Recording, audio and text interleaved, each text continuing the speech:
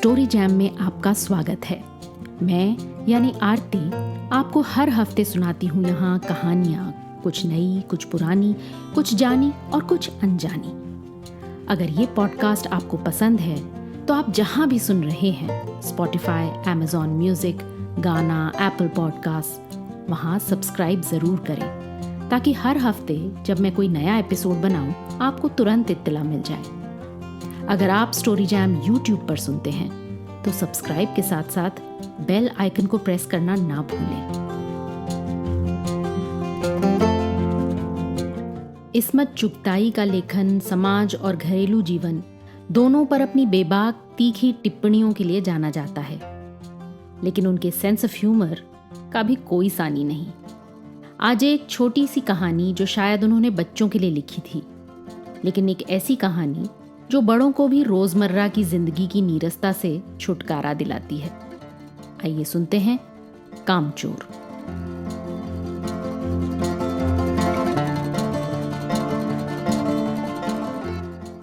बेगम, अब हमारी पेंशन होने वाली है, जरा घर का खर्च कम करो।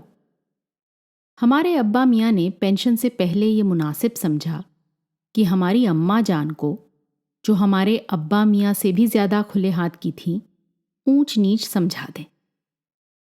है मैं ज्यादा खर्च करती हूं तो अपने हाथ में घर का इंतजाम ले लो। अम्मा जान बिगड़ी। यानी कि मैं कमाऊं भी और घर की देखभाल भी करूं। खूब, बहुत खूब। फिर बीवी का फायदा क्या है? आखिर तुम किस मर्ज की दवा हो? भाई हम तो फूहड़ हैं, तुम कोई सुघड़ ब्याह के ले आते। अम्मा ने ताना दिया। जाहिर है अब्बा मियाँ इस वक्त तो कोई सुघड़ बीवी ब्याह कर ला नहीं सकते थे, क्योंकि वो उस वक्त क्लब से टेनिस खेलकर हारे थके आए थे। वो बहस नहीं करना चाहते थे, इसलिए वो भी कायल हो गए। इस शोर और हंगामे को सुनकर हम लोग भी आसपास जमा हो गए थे।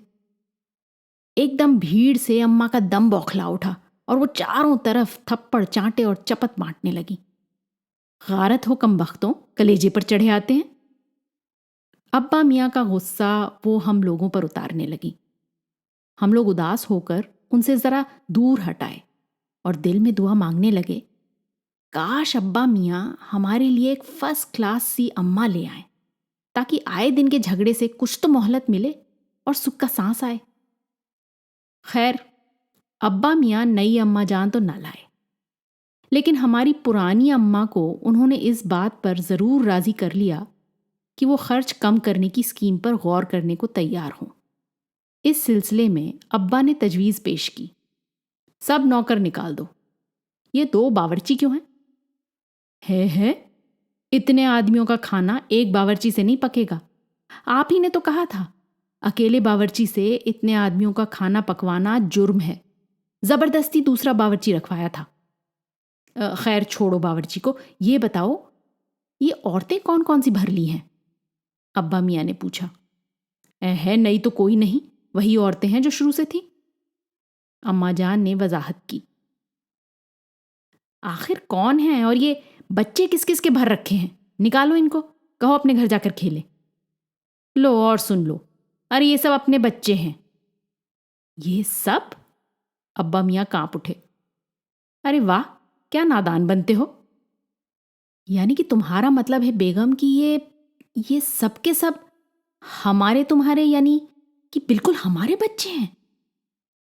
अब्बा मियाँ हैरान होते हुए बोले। तौबा है, आप तो बात को फौरन पकड़ लेते हैं। अरे ये तो अकबरी के बच्चे हैं। तुम्हारी भांजी? और तुम्हारी भतीजी, अम्मा ने बताया। बड़ी देर की हुज्जत के बाद ये तय हुआ कि सचमुच नौकरों को निकाल दिया जाए। आखिर ये मोटे मोटे बच्चे किस काम के हैं? हिलकर पानी नहीं पीते। इन्हें अपना काम खुद करने की आदत होनी चाहिए। काम चोर कहीं के। तुम लोग कोई काम नहीं करते, इतने सारे हो और सारा दिन ऊधम मचाने के सिवा कुछ नहीं करते। और सचमुच हमें ख्याल आया कि हम आखिरकार कोई काम क्यों नहीं करते? हिलकर पानी पीने में अपना क्या खर्च होता है? इसलिए हमने फौरन हिल हिल कर पानी पीना शुरू किया। हिलने में धक्के भी लग जाते हैं اور ہم کسی کے دبیل تو تھے نہیں کہ کوئی دھکا دے تو سہ جائیں۔ لیجئے، پانی کے مٹکوں کے پاس ہی گھماسان کا رن پڑ گیا۔ سراہیاں ادھر کو لڑکیں، مٹکے ادھر گئے، کپڑے سرابور سو الگ۔ یہ لیجئے، کرا لیں کام۔ یہ بھلا کام کریں گے گدھے کہیں کے؟ دونوں سراہیاں توڑ دی۔ اماں نے فیصلہ کیا، ارے کریں گے کیسے نہیں، ان کے تو باپ بھی کام کریں گے۔ دیکھو جی، جو کام نہیں کرے گا اسے رات کا کھانا ہرگز نہیں ملے گا، سمجھے؟ یہ لیجئے، بالکل شاہی فرمان جاری ہو رہے ہیں۔ ہم کام کرنے کے لیے تیار ہیں، ہمیں کام بتایا جائے، ہم نے دہائی دی۔ بہت سے کام ہیں جو تم کر سکتے ہو، مثلاً یہ دری کو دیکھو کتنی میلی ہو رہی ہے، آنگن میں جا کر دیکھو کتنا کوڑا پڑا ہے، صحن میں پیڑ ہے اس کو پانی دینا ہے، اور ہاں بھائی یاد رہے مفت تو یہ کام کروائے نہیں جائیں گے، تم سب کو تنخواہ بھی ملے گی۔ ابا میاں نے تفصیل بتائی اور دوسرے کاموں کا حوالہ دیا۔ مالک کو تنخواہ ملتی ہے، اگر سب بچے مل کر پانی ڈالیں تو اے ہے خدا کے لیے نہیں ایسا غضب نہ کرنا، گھر میں سیلاب آ جائے گا، اماں جان نے التجا کی۔ پھر تنخواہ کے خواب دیکھتے ہوئے ہم لوگ کام پر تل گئے۔ ایک دن فرشی دری پر بہت سے بچے جٹ گئے اور چاروں طرف سے دری کے کونے پکڑ لیے، اور پھر کمرے کے اندر ہی اسے جھٹکنا شروع کر دیا۔ دو چار نے تو لکڑیاں لے کر دھواں دھواں پٹائی شروع کر دی۔ اے خدا کی مار، جھاڑو پھرے تمہاری صورتوں پر، ارے کمبختوں یہ کیا کر رہے ہو؟ سارا گھر دھول سے اٹ گیا، کھانستے کھانستے سب بے دم ہو گئے۔ ساری گرد جو دری پر تھی وہ، اور جو کچھ فرش پر تھی وہ، سب کے سروں پر جم گئی، ناکوں اور آنکھوں میں گھس گئی، جس کی وجہ سے برا حال ہو گیا سب کا۔ مار مار کر ہم لوگوں کو آنگن سے نکالا گیا۔ وہاں ہم لوگوں نے جھاڑو دینے کا فیصلہ کیا۔ جھاڑو چونکہ ایک تھی اور تنخواہ لینے کے امیدوار بہت، اس لیے دم بھر میں جھاڑو کے پرزے اڑ گئے۔ جتنی سینکیں جس کے ہاتھ پڑی وہ ان سے ہی الٹے سیدھے ہاتھ مارنے لگا۔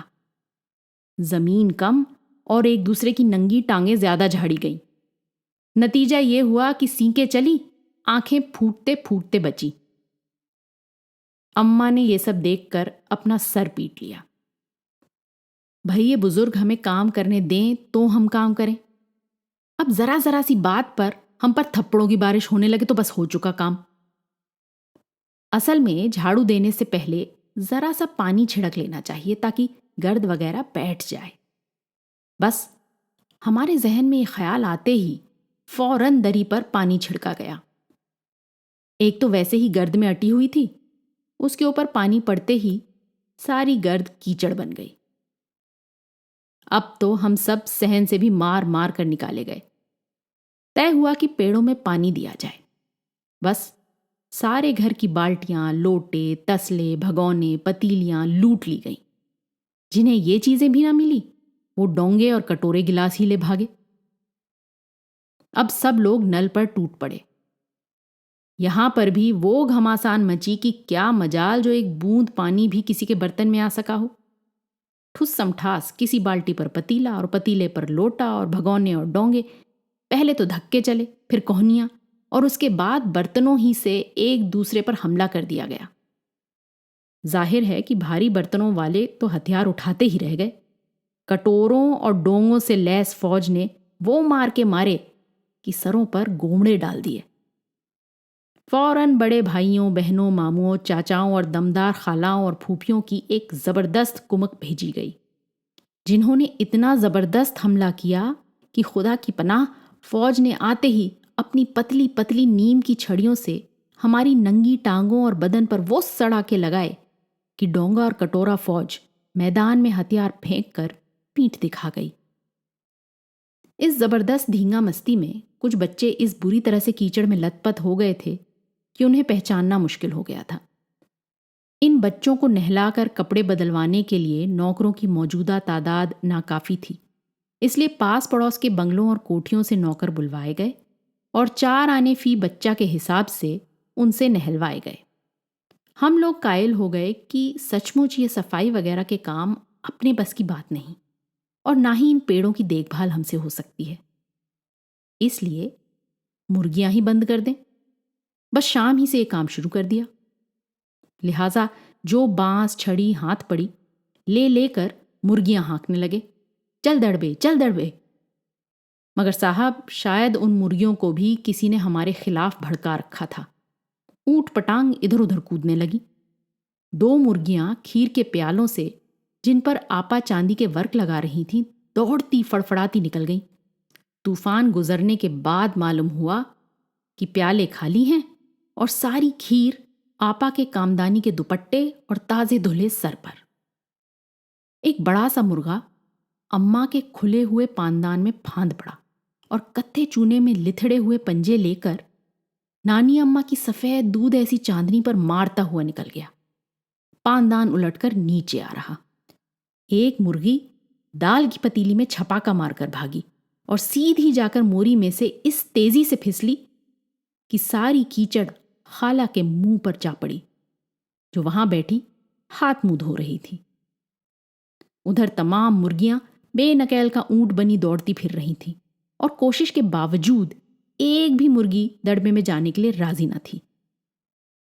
ادھر کسی کو یہ سوجھی کہ بقرعید کے لیے جو بھیڑیں گھر میں آئی ہوئی ہیں وہ ضرور بھوکی ہوں گی، چلو لگے ہاتھ انہیں بھی دانہ کھلا دیا جائے۔ دن بھر کی بھوکی بھیڑیں دانے کا سوپ دیکھ کر جو سب کی سب جھپٹی تو بھاگ کر اپنا آپ بچانا مشکل ہو گیا۔ لشتم پشتم تختوں پر چڑھ گئے، پر بھیڑ چال مشہور ہے۔ ان کی نظریں تو بس دانے کے سوپ پر جمی ہوئی تھیں۔ پلنگوں کو پھلانگتی، برتن لڑکاتی ساتھ ساتھ گئیں۔ تخت پر بانو آپا کے جہیز کا دوپٹہ پھیلا ہوا تھا، جس پر گوکھرو چمپا اور سلما ستارے الجھاتی، جارجیٹ کے دوپٹے روندتی، مینگنوں کا چھڑکاؤ کرتی دوڑ گئیں۔ جب طوفان گزر چکا تو ایسا معلوم ہوا جیسے جرمنی کی فوج ٹینکوں اور بمباروں سمیت ادھر سے چھاپا مار کر گزر گئی ہو۔ جہاں جہاں سے سوپ گزرا، بھیڑیں شکاری کتوں کی طرح بو سونگتی حملہ کرتی گئیں۔ حجن ماں ایک طرف پلنگ پر دوپٹے سے اپنا منہ ڈھانکے گہری نیند سو رہی تھیں۔ ان پر سے جو بھیڑ دوڑی تو نہ جانے وہ خواب میں کن محلوں کی سیر کر رہی تھیں، دوپٹے میں الجھی ہوئی مارو مارو پکڑو پکڑو چیخنے لگی۔ اتنے میں بھیڑیں سوپ کو بھول کر ترکاری بیچنے والی کی ٹوکری پر ٹوٹ پڑی۔ وہ دالان میں بیٹھی مڑکی پھلیاں تول تول کر باورچی کو دے رہی تھی۔ وہ اپنی ترکاری کا بچاؤ کرنے کے لیے سینہ تان کر اٹھ کھڑی ہوئی۔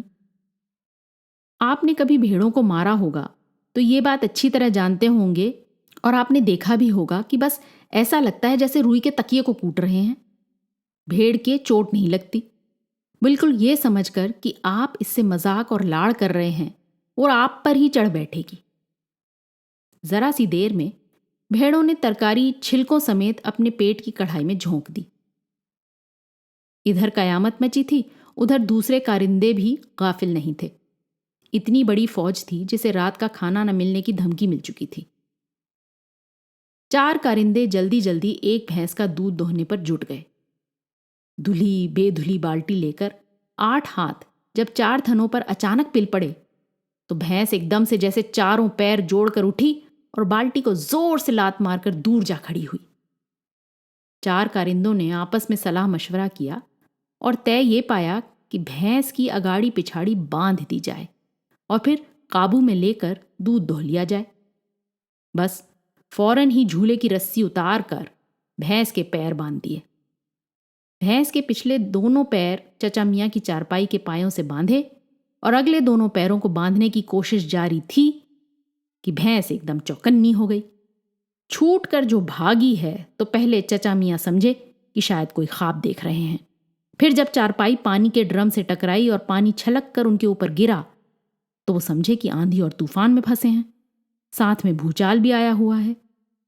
پھر جلدی ہی انہیں اصلی حالات کا پتہ چل گیا اور وہ پلنگ کی دونوں پٹیاں پکڑے اور ان کو سانڈ کی طرح چھوڑ دینے والوں کو برا بھلا سنانے لگے۔ یہاں اس منظر کا بڑا مزہ آ رہا تھا۔ بھینس دوڑی چلی جا رہی تھی اور پیچھے پیچھے چارپائی اور اس پر بالکل راجا اندر کی طرح بیٹھے ہوئے چچا میاں۔ اوہو، ایک بھول ہی ہوگی، یعنی بچھڑا کھولا ہی نہیں، اس لیے فوراً بچھڑا کھول دیا گیا۔ تیر نشانے پر بیٹھا اور بچڑے کی ممتا میں بے قرار ہو کر بھینس نے اپنے کھروں کو بریک لگا لیے۔ بچڑا فوراً جٹ گیا۔ دھونے والے فوراً گلاس کٹورے لے کر لپکے، کیونکہ بالٹی تو چھپاک سے گوبر میں جا گری تھی۔ ایک بچڑا اور 4 بچے۔ بھینس پھر باغی ہو گئی۔ کچھ دودھ زمین پر اور کپڑوں پر 2-4 دھاریں گلاس کٹورے میں بھی پڑ گئیں۔ باقی دودھ بچڑا پی گیا۔ یہ سب کچھ 1 منٹ کے 3/4 میں ہو گیا۔ گھر میں طوفان اٹھ کھڑا ہوا۔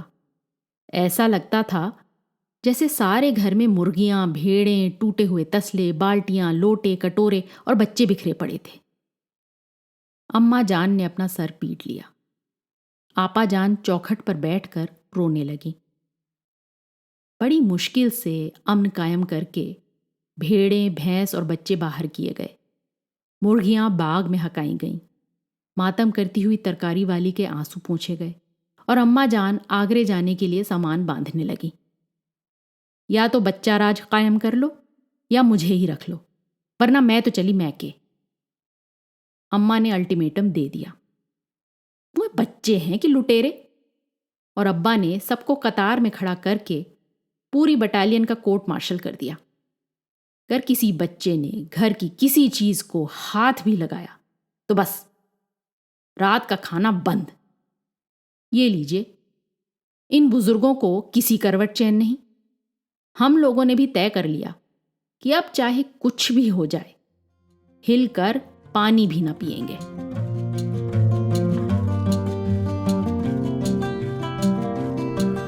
آج کی کہانی آپ کو کیسی لگی اپنے کامنٹس ضرور لکھیے گا، ساتھ ہی سبسکرائب کیجیے گا۔ آپ کے فیملی اور فرینڈز میں آپ جیسے ہی کہانیوں کے شوقین قدردان اور ہیں، انہیں یہ کہانی واٹس ایپ پر فارورڈ کریں۔ اگلی بار پھر ملیں گے ایک اور کہانی، لیکھ یا کویتا کے ساتھ۔ تب تک الوداع۔